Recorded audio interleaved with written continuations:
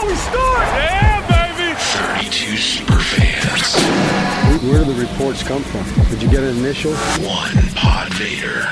That's football. Every angle of the NFL covered. All that kind of stuff, I get it. This, no question about it, is Next Fan Up. We're going to unleash hell here in December. Hello and welcome to the SuperFan Battle Edition of the Next Fan Up podcast. Hey everybody, PodVader here. Not in any SuperFan battles. Oh, no. I stayed out of it. Although, I'm very disappointed that Greg, our Steelers superfan, and Patrick, our Patriots superfan, couldn't find time to get together to record a superfan battle. There was a lot of talk between those two. There was going to be a Jeff Goldblum movie review wager on the line. Didn't happen, so I'm a little disappointed in that. But let's face it, Greg didn't want to have to watch a bad Jeff Goldblum movie anyway, so it was probably all for the best. Hey, we're going to do this every week. Normally, we used to do the Superfan Battles within our regular preview show. We've heard the complaints. The show's too long, so we needed to find a way to split it up. And I think this was a great opportunity for us to sort of give a big feature highlight to one of the things that makes our show unique. We have 32 superfans to sort of give that voice of the fan and go really deep into perspective. And honestly, the Superfan Battles are meant to highlight the bigger games of the week. So why not give them their own podcast, their own show, their own highlight, and we'll do that for you every Friday. Typically, our preview shows will be on Thursdays. We did it a day earlier this week because of the big NFL kickoff, and as you already know, the final score was 10-3. The Green Bay Packers beat the Chicago Bears. Very disappointing. I know the Trubisky truthers are going to be out in full force. The preseason truthers are going to be out in full force. And I'm surprised I haven't gotten any emails or tweets yet about the comments made by Neil about offense being in front of the defense this time of year, because it was certainly a defensive battle on Thursday Night Football. We did get an email, though, sent to nextfanup@gmail.com from a good friend Paul down in New Zealand, who says, "Greetings, Pod. Glad to have you and the gang back for another season. Intrigued by your selection on last to first division winners, and would suggest two possibilities for this year. Obviously, there's only 8 teams that can qualify for this feat: Jets, Bengals, Jaguars, Raiders, Giants, Lions, Bucks, and Cardinals. And by the way, out of that list, I still say there isn't a team that I think can pull it off." Paul says the Jags are the most likely. Perhaps Nick Foles is the missing piece. Maybe their defense is still very good.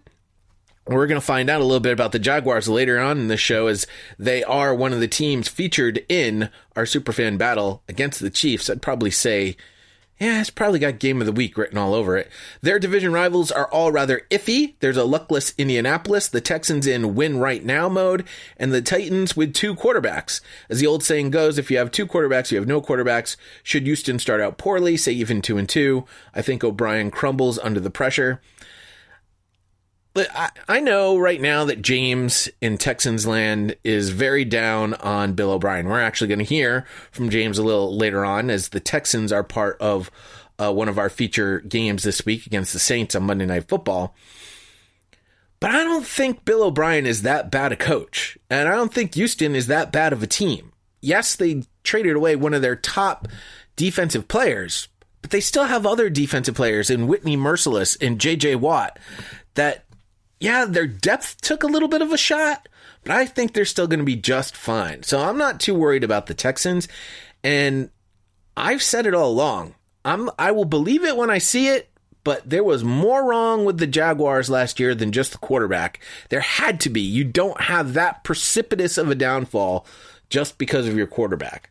And quite honestly, I don't think Nick Foles is necessarily the answer. We've seen Nick Foles in a starting role before. We'll find out. Paul goes on, he believes he could see the Jacksonville winning the AFC South. The other team with a chance, and it's a much longer shot, and I'm going to tell you this right now, Paul, it's a 0% shot, is the Jets. As a 35-year Dolphin, it hurts to say so, but it seems to me they have several factors in their favor. 1, Le'Veon Bell. 2, Sam Darnold may be very good. 3, Adam Gase appears to be successful initially. Having seen him in Miami, I think his approach wears thin rather quickly, but in the beginning it works. Pause. I'll give you Le'Veon Bell. I'll even give you Sam Darnold. I don't think he's the number 4 quarterback like Neil, our Washington Redskins superfan, ranked him in our preseason show. But Sam Darnold, I think, is very good, and he's probably going to be one of those quarterbacks we're going to be talking about for quite some time. I'm not giving you Adam Gase. No. I will not give you Adam Gase. 4, Greg Williams is the defensive coordinator. Lots of people strongly dislike him for his history, but he can coach and motivate his unit. I will give you Greg Williams. As a matter of fact, despite Bountygate and everything surrounding him around that, and the fact that Greg Williams seems to wear thin wherever he is the defensive coordinator and bounces around the league, I do think Greg Williams has proven himself as a defensive coordinator to have good defensive. Just look at the Browns last season when he took over as the interim head coach, and he was the one that was able to pull all the strings. I think Greg Williams was a big factor in the success the Cleveland Browns had last season, maybe even more so than Freddie Kitchens, but I understood why the Browns made the decision they had to keep Freddie Kitchens for that offensive unit. They could not allow Freddie Kitchens to walk away, and the only way to do that was to make him the head coach, which unfortunately meant that Greg Williams was going to be expendable in that nature. Greg Williams is a veteran of the NFL. He knows how the game works, and honestly, despite the fact that he's bounced from team to team to team, he's always found another team. So I think Greg Williams will be just fine. 5, Miami isn't winning the division this year. Well, that's for sure. That you didn't have to go far with that one. 6, Buffalo has Josh Allen, big arm, can run around, no idea how to play quarterback. I don't know. I think there's more to see there. He is also a second-year quarterback, so yeah, there's a learning curve. He might have learned a thing or two in an offseason and a full season under his belt. We'll see. 7, New England must eventually decline maybe this year. It's not going to happen. Quite honestly, if you watched Do Your Job Part 3, Bill Belichick and Josh McDaniels are laughing at you and the rest of the league. They simply, that whole documentary, if you haven't watched it, I highly recommend it. But and when you do watch it, they are literally laughing at everyone. They are just smarter than you. They're smarter than your head coach. And it's not like they're doing anything outlandish. They're going, okay, we can't throw the ball. We're going to run the ball. They're able to make those adjustments quickly because they draft smart football players. They don't necessarily draft the physically great football players, but they draft smart football players who buy all in on the program. They're all in. It's the major difference, and we'll talk about Antonio Brown in just a second. It's the major difference between what the Patriots do with the construction of their locker room versus what other teams are doing in the construction of their teams. And it works, and it works to a charm, and these guys just scheme like crazy. They look at it's cliche, and I know every team is trying to do this, but Bill Belichick just has a way of doing it better, whether it's he's an actual genius or it's just other teams just haven't figured it out to the level that Bill Belichick has. But it's very simple. You see what your strengths are, you play up your strengths, you hide your weaknesses. You look at the other team, you attack their weaknesses, you ignore their strengths to a degree. You try and weaken their strengths as much as you can by exploiting their weaknesses. And ultimately, you end up winning football games. Patriots, since 2010, have won more games than any other team. They're 9 wins more than the Pittsburgh Steelers since 2010. And then after that, it's double digits lead over a span of 9 years. I mean, at this point, it's pretty ridiculous. If you don't agree that Bill Belichick is one of the greatest coaches of all time, probably the greatest coach of all time, then I don't know where your head's at, because he just is. And honestly, even when Brady takes that leave of absence, that retirement, when he says sayonara, see you later, I still think the team is going to be in just as good of a shape. That's just how this team is constructed. It's what they do. It's next man up. And I think they're going to have a quarterback, whether it's Jarrett Stidham or somebody else that they go out and get. It's going to be somebody else that they're going to look at and they're going to say, okay, this is what this guy can do great. This is what this guy needs some work on. This is how we can help him. And this is how we're going to eventually succeed and win a football game. And trust me, they have no problems. If they've got to hand the ball off 30, 40 times a game, they're going to do it. If they got to pass the ball 40, 50 times a game, that's what they're going to do. And that's just the way it is in the AFC East and for the rest of the NFL. It's the Patriots Invitational, the Super Bowl, until somebody dictates otherwise. And the Chiefs, quite honestly, are probably the team that I'm most worried about. I wouldn't put any money on it happening, but if several things go their way, I could see the Jets as AFC division champions. I don't see that happening. Honestly, I have trouble seeing any of the three other AFC East teams with a winning record. 500 more than likely for the Bills and the Jets. It's I don't know. Those teams have got to get it going sooner or later. That's for sure. Thanks for the email, Paul. And you can send us your emails nextfanup@gmail.com. You can tweet us at NFU Podcast, Facebook.com/NFU Podcast. I mentioned Antonio Brown.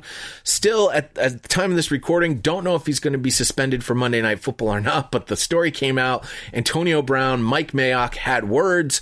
There was talk that Vontaze Burfict acted as peacemaker in all of this. Where was this during Hard Knocks? This is what we were looking for. However, I noted during our Hard Knocks that Mike Mayock, when he said he's either all in or all out, was not being welcoming to Antonio Brown as much as Monty, our Raiders superfan, thought he was. And Monty, our Raiders superfan, has got those Raiders colored glasses on, and he thinks these guys are going to bro hug it out over the weekend. It's going to be fine. On Monday Night Football, it's going to be a big show for ESPN. I'm not buying it, man. I think Antonio Brown is a millionaire who thinks he can do whatever he wants. I noted this back when he did the Instagram video from the locker room where Mike Tomlin was going off about the Patriots.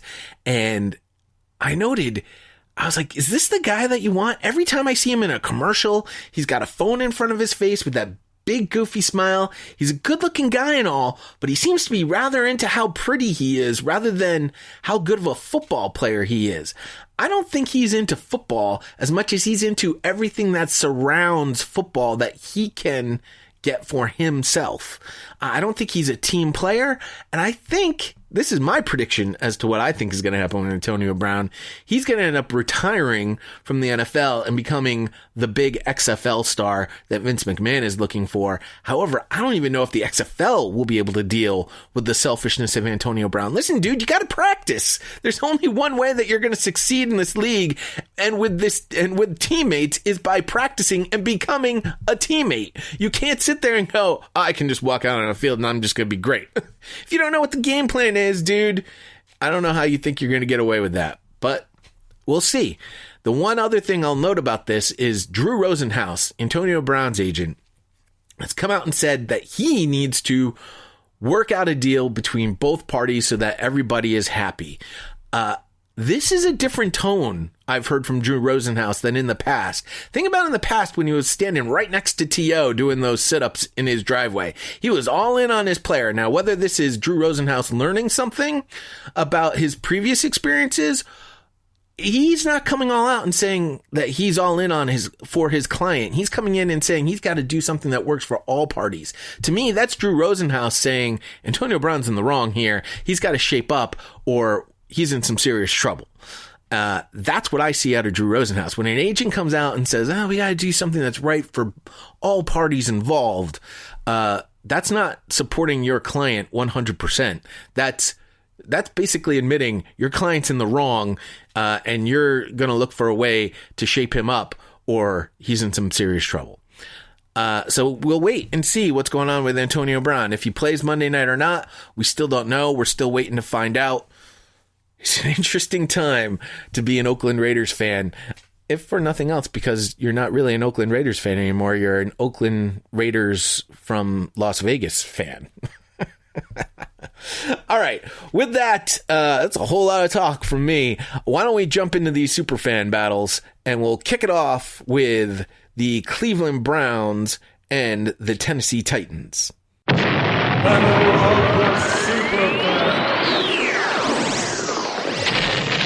All right, football is back, and we have an exciting Week 1 matchup here with what I consider to be the sexiest team in the NFL right now, the Cleveland Browns, against the most ignored team that nobody cares about, the Tennessee Titans.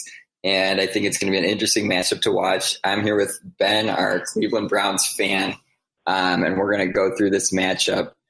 So Ben, what are your general thoughts